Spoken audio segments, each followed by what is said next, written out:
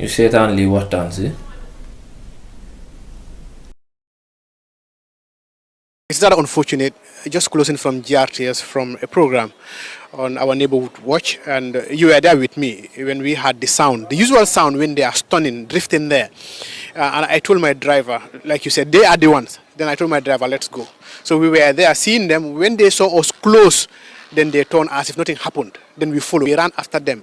We went from GRTS to the Canifin General Hospital, going to Riders for Health, then back to around GRTS. So we did that circle once, twice. Then he went now to Kairaba Police Station, Canifin Police Station, to Jimpex, around Jimpex, then went to Nyambai, then to Canifing, around that Canifing. So fortunately, that's where we were with the driver. And the driver was having the spray. And we got them. Before we got them, he hit one vehicle on the road, and automatically he had to slow down, and we were there on spot. Then we sprayed him. They left the vehicle, and they ran away. As you can see from my eyes, the spray got into my eye. I could not do anything. And my driver was the one who actually ran after them, and almost half them somewhere kept. They went into a store, and they were not coming back. So that's the time. It was only two of us. We came back for reinforcement from PIU and mobile traffic. So here we are with them. I am the eyewitness to this. It happened before my very eyes, and I followed them. More than 15 to 20 minutes, I was going with them. They were running. They never stopped. You can hear the silence, while we were following them to stop. They did not, and they were hitting vehicles, and they were driving dangerously on the street.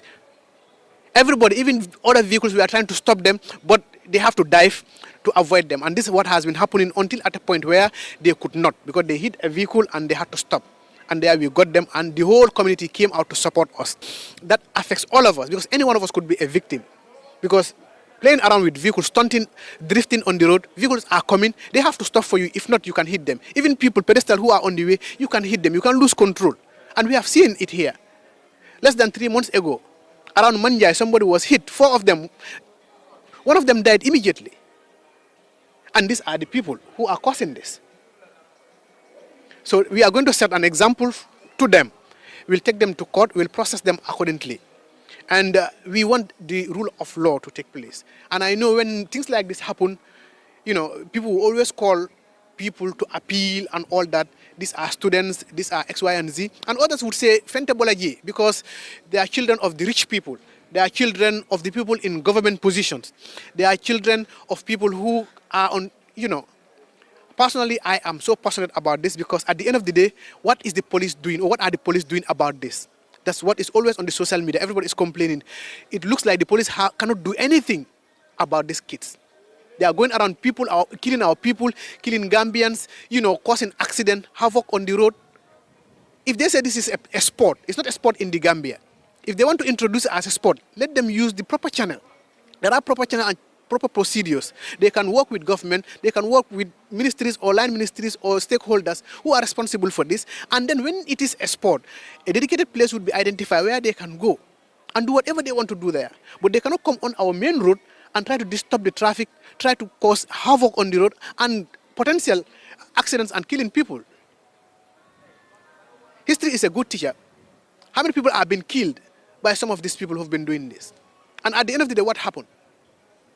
So at the moment, I'm so emotional, and I can see from my voice, because I'm affected. I ran after them 15 to 20 minutes. It was deliberate. They failed to stop. I was running after them. The silence was ringing or shouting. They failed to stop, and they were driving dangerously on the road, hitting people's vehicle and running. They don't even care. It got to a level where it's like there is no choice. They had to stop, and then they stopped. Nekk xale dafa neex. Wala boog bañ a mag dafa neex. Imagine nga xëy suba and your only problem in life mooy foye moto. What a life. Drifting. Na la sa bay jëndal paak nga drift ko fa. Loolu moom foofu ma ne kenn dana ci am problème. Yoon yi ngeen koy defee ñun ak yéen a ko bokk te yéen a ngi ciy lor ay nit. Loolu rek mooy problème bi. Ku sa bay am laan bu yaatu boo mën a pëndalee. Fa tabarakallahu ñun loolu duñ ci xam ben muskila boko live stream on sax xeyna suma classe gi sétan amna ñu wax ne nguur gi fa leen wara tabaxal stadium ñu def ko sport comme ka mënuñ leena stop which is okay but ma laaj leen yéen ndax foog ngeen ne jaadu na suñ benn stadium biñ yaakaar te amagut permanent certification ngir liggéey bu matut amuñ garab ak lal yu doy suñ hôpital yi amuñ marché yu doy am school yoo xam ne xale yi ci suuf lañuy toog jàng ñu jël taxpayers money suñ xaalis tabaxal ay xale yu ñàkk yar arena bu ñuy foyee seen moto baay yi bëgg naa xam yéen taxpayers yi loolu lan moo ci seen gis-gis pour jox Young Street del ko si suñ reserve land si ñu drift man sama xalaat mooy comme que li ëpp si ñoom seeni waajur ay borom alal lañ del ko ju ne na waxtaan ak baayam ñu dajale wala ku ci baayam xam connection ci nguur gi man naa téléphone amat ba bu baaxee ko laan wu yaatu ñu dem drifti fa right now nii ak ni réew mi teengee xam naa ne baadoo la bu doomam war a drift boo muy tuut welo lee drifti wala puno nit ñi jamono jii luñ lekk ak njëgu courant moo leen gën a ñor lii daal laa ci gis lu jaadu man ñoom buñ amee koppar buñ leen joxe ay moto yu cher yuñ fooye wala dem béel leen saa yuñ leen téye ne xale yi dañuy foo tayuñ ko bon yaakaar naa jëndal leen pàkk wuñ drifté du war a ne problème mbokk yi sa doom boo ko yarut moom mu yar la yéen ñaata nit ngeen fi rey ci yëfi caaxaan yi lii dafa dangerous warta nekk topic right now yan nañu yàlla may dégg ak topp yàlla teg ñu ci yoon boole ñu defal jàmm bëgg naa xam nag yéen lan mooy seen gis-gis ci mbiru drifting bi nguur gi fa leen war a jox laan wala comme ni ko officer bi waxee ñu discipline leen set exemple ci ñaar ñi or are we being too harsh I don't know lan moo ci seen xalaat yéen.